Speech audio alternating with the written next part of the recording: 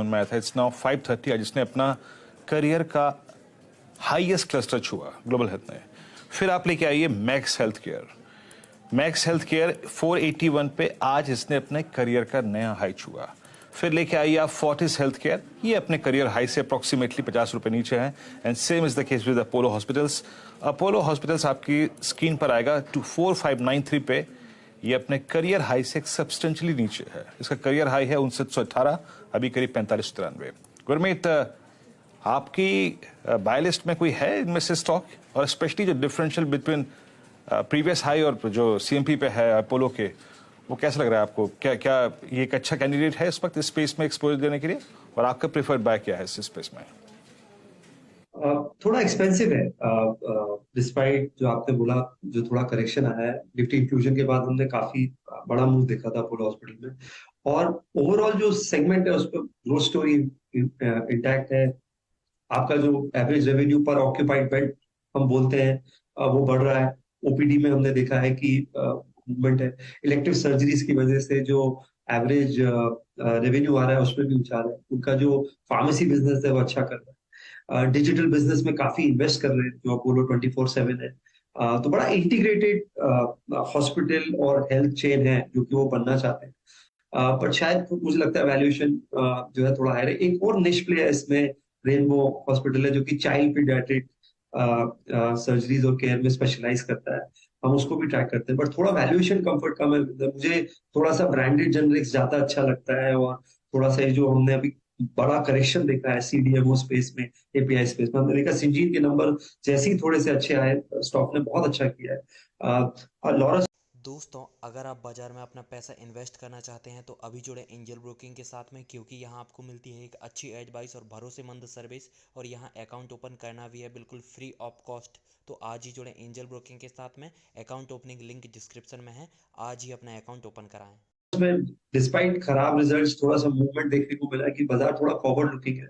इस स्पेस में जो अगले 1-2 साल में इन्वेस्ट कर रहा है, और तो ये सप्लाई चेन क्लोज हो जाएंगी अगले 1-2 साल में, काफी काफी सारे मॉलिक्यूल्स की। तो जो थोड़ा नियर टर्म पे ले सकता है तो रिस्क रिवॉर्ड बहुत अच्छा है। तो उसमें सिंजीन है, लॉरस है, डिवीज के नतीजे भी आ रहे हैं, देखने पड़ेंगे। वो स्पेस मुझे बहुत अच्छी लगती है लॉन्ग टर्म के हिसाब से। गुरमीत, कोई थॉट्स आज की लिस्टिंग पर? मैनकाइंड फार्मा सरप्राइज दिया, लिस्टिंग गेन की तो उम्मीद बिल्कुल किसी को नहीं थी। नहीं, काफी अच्छी लिस्टिंग है, और हमने चर्चा भी की थी इसकी। अच्छा, जब आपको याद हो, जब आईपीओ की बात चल रही थी, मैं करीबन 12-13 साल से इनको जानता हूँ। हमारे इन्वेस्टर्स भी रहे हैं। मैं डिस्क्लेमर देना चाहूंगा, सिटी बैंक के दिनों से और रिलायंस म्यूचुअल फंड के दिनों से मैं एंगेज कर रहा हूँ। मैंने इनकी ग्रोथ देखी है। 2007 में 500 करोड़ का टर्नओवर होता था, आज लगभग 8,000 करोड़ कर रहे हैं, और एज अ मेडिकल रेप इन्होंने, तो काफी काफी इंस्पायरिंग स्टोरी है। इनका जो मेन फोटे है वो ये है कि 97-98% डोमेस्टिक बिजनेस है। नंबर ऑफ जो आप अगर डॉक्टर कवरेज देखेंगे बहुत आगे है। एक्चुअली एक तरीके का एफएमसीजी प्ले है with in pharma. 4 lakh doctor के आसपास कवर करते हैं। एमआर प्रोडक्टिविटी बहुत अच्छी है, रूरल में बहुत ज्यादा स्ट्रॉन्ग है, थोड़ा सा अर्बन एरियाज में काम कर रहे हैं। इनके जो कंज्यूमर हेल्थ केयर ब्रांड्स हैं, चाहे वो पेगा न्यूज है, अनवांटेड 72 है, कॉन्डम्स में काफी अच्छा कर रहा है। वो सेगमेंट धीरे धीरे ग्रो कर रहा है, हालांकि अभी करीबन 8-9% ही है। और करीबन करीबन 9 ऐसी थेरेपीज है जहां इनका 200 करोड़ से ऊपर का टॉप लाइन है। तो बड़ा अच्छा स्टेडी बिजनेस है, मुझे लगता है अच्छा करेगा। शायद लिस्टिंग गेन इतना हो गया है कि शायद नियर टर्म अपसाइड हो सकता है, कैप हो जाए, क्योंकि वैल्यूएशन थोड़े से ऊपर चले गए। बट बड़ा अच्छा स्टेडी स्टॉक है, और अगर लॉन्ग टर्म पोर्टफोलियो में रखना, और अगर थोड़ा आगे जाके और रीजनेबल प्राइस मिलते हैं तो बिल्कुल ऐड किया जा सकता है। अच्छा, आपने चर्चा की शुरुआत में कहा था दिग्गज आईटी कंपनियों को परफॉर्म करना चाहिए अगर यहाँ से और कुछ बेहतर प्रदर्शन दिखाए, लेकिन ये मिड कैप आईटी पर जिस तरह का प्रदर्शन स्पेशली आज देखने को मिला है, और लार्जली अगर नंबर्स को एनालाइज करें, उनकी स्थिति काफी ज्यादा बेहतर है compare to what Infosys had to go through. यहाँ पर आपकी क्या राय है? क्या मौके दिख रहे हैं आपको, और कमिटमेंट रहेगा क्या निवेश का? एक क्वार्टर में वेट करना चाहूंगा। यदि हम लोग ऑलरेडी इन्वेस्टेड हैं टेक में सम एक्सटेंट तक, मुझे लगता है डिफरेंशिएशन हो रहा है। जैसे बिरला सॉफ्ट के नतीजे अच्छे आए, टीसीबी उन्होंने $285 मिलियन का बताया, तो थोड़ा सा पॉजिटिव रिएक्शन आया। हमने टाटा एलेक्सी में भी थोड़ा सा मूव देखा। केपीआईटी ने बहुत अच्छा किया है। जो कि एक तरीके का ऑटो एम्बेडेड सॉफ्टवेयर है, ERD स्पेस में काम करते हैं। HCL का रिएक्शन काफी म्यूटेड था, उसके नतीजे इतने खराब नहीं थे। थोड़ा नेगेटिव रिएक्शन हमें इन्फोसिस विप्रो में ज्यादा देखने को मिला। मुझे लगता है कि थोड़ा सा एक क्वार्टर बाद और क्लैरिटी आएगी कि कितना अनसर्टेनिटी है, डिसीजन मेकिंग में कितना इम्पैक्ट कर रहा है। मुझे नहीं लगता लॉन्ग टर्म ट्रेंड में कोई ऐसा, ना डिजिटाइजेशन कम होने वाला है, ना कॉमर्स कम होने वाला है। बट जो एप्लीकेशन है, जो AI का डिसरप्शन है, specially chat GPT related generative AI जिसे हम बोलते हैं, वो अभी हमें पता नहीं है कि कितने एक्सटेंट तक वो जॉब्स को खत्म करेगा, चाहे वो कोडिंग जॉब्स हैं लोअर एंड पे, या कितने आउटसोर्सिंग जॉब को इम्पैक्ट करेगा। तो मुझे लगता है एक क्वार्टर वेट करना चाहिए। ये कंपनीज 30-40 साल पुरानी कंपनीज है। मुझे याद है 2000 में Y2K की प्रॉब्लम आई थी, लोगों ने बोला था सब कुछ खत्म हो जाएगा। तो टेक्नोलॉजी बेटर होती है, कुछ डिस्ट्रप्शन क्रिएट करती है, बट इवेंचुअली जो उसका बिजनेस एप्लीकेशन है उसमें हमारी IT सर्विसेज कंपनीज काफी माहिर है। तो मे भी एक क्वार्टर बाद मुझे लगता है बेटर व्यू बनाना बेटर रहेगा। अच्छा गुरमीत, एक लास्ट सवाल मेरी तरफ से। अभी 2 दिन से एक डील की चर्चा हो रही है, वो जो आदित्य बिरला फैशंस और TCNS क्लोथिंग को लेकर। आपने पढ़ा क्या उस डील के बारे में? और काफी माइनॉरिटी शेयर होल्डर्स के बारे में लग रहा है कि शायद उनको शॉर्ट चेंज किया जा रहा है। कोई व्यू इस पर? हमारे रेडार में है अनुज, और थोड़ा सा मुझे लगता है आदित्य बिरला फैशन ने थोड़ा सा जो पोटेंशियल है उस हिसाब से डिलीवर नहीं किया है।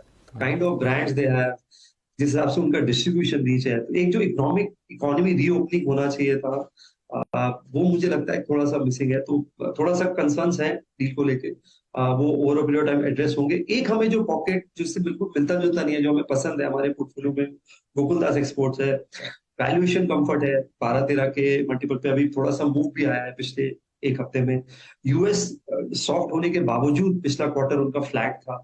H&M और गैप जैसे ब्रांड्स की उनके टॉप लेवल्स है, 80% सेल यूएस से है। और आगे जिस तरीके से हमारी ट्रेड ट्रीटीज हो रही है, यूके से होने का है, कनाडा से अभी हमने आज चर्चा हुई है, मुझे लगता है ग्रोथ पोटेंशियल अच्छा है। और 3 यूनिट्स इनके कमर्शियलाइज हो रहे हैं अगले 1 साल में, गेटवे और बाकी चीजों के, तमिलनाडु में, MP में वगैरह में। तो मुझे वहां पे थोड़ा वैल्यूएशन कंफर्ट भी लगता है। कुछ टर्न अराउंड भी हुआ है जब से ब्लैकस्टोन ने एग्जिट किया है, तो वो एक हमारे पोर्टफोलियो में स्टॉक है।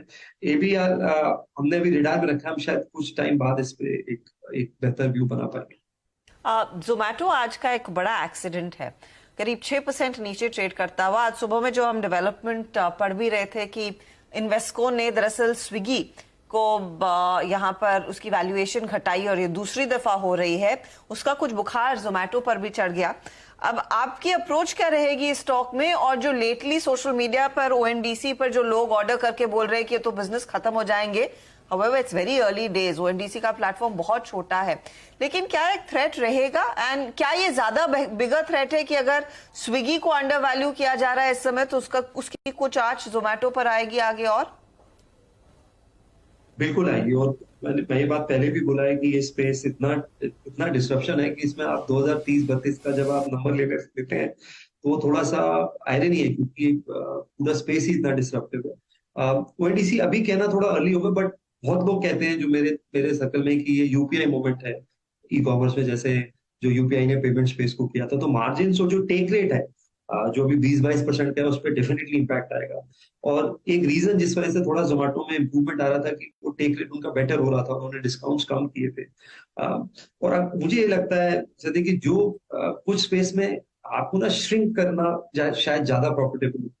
आई थिंक बहुत सारे ये जो न्यू एज कंपनीज है उनको ये डिसाइड करना चाहिए। जैसे जोमेटो के केस में आपने देखा कि 6 या 8% लोग 75% ऑर्डर्स करते हैं।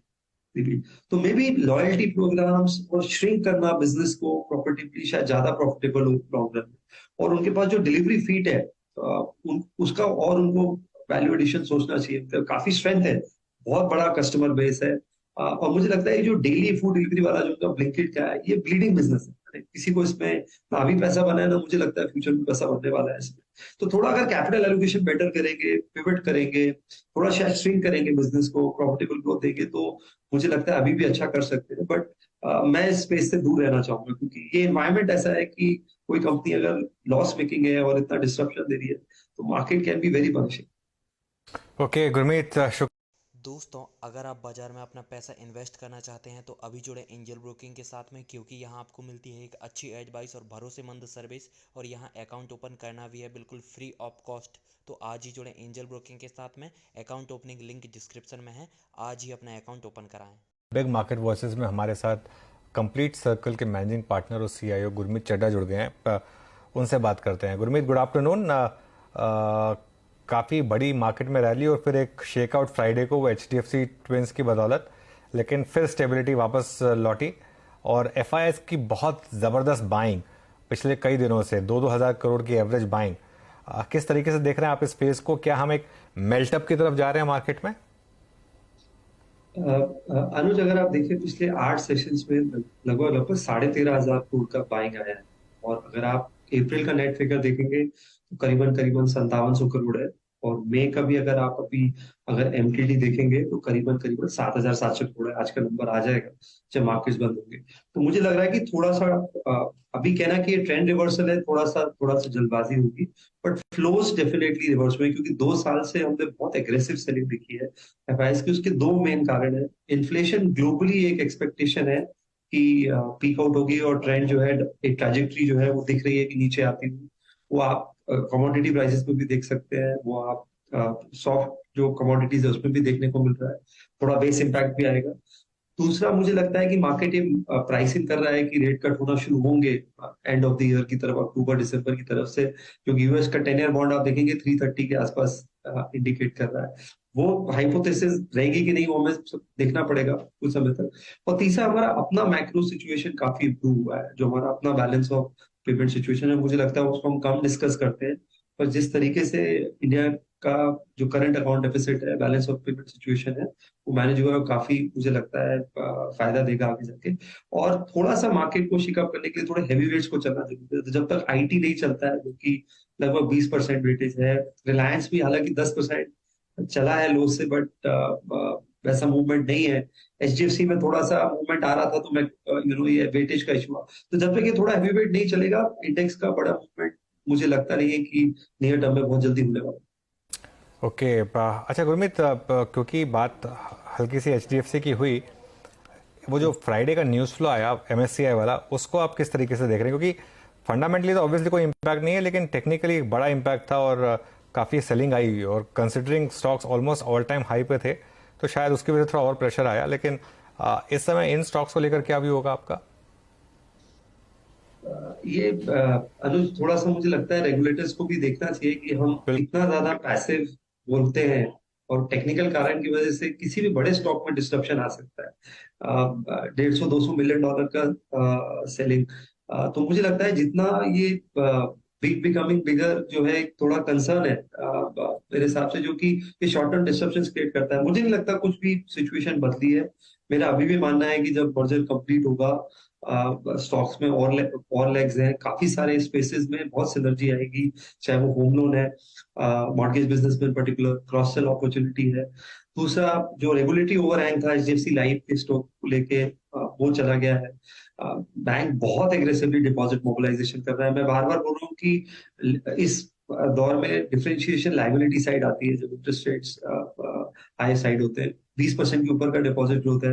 और बहुत जगह अपॉर्चुनिटीज है, जैसे गोल्ड लोन में सिर्फ 0.5% मार्केट शेयर उनका, कंबाइंड मार्केट शेयर मर्जर की बात कर रहा हूँ।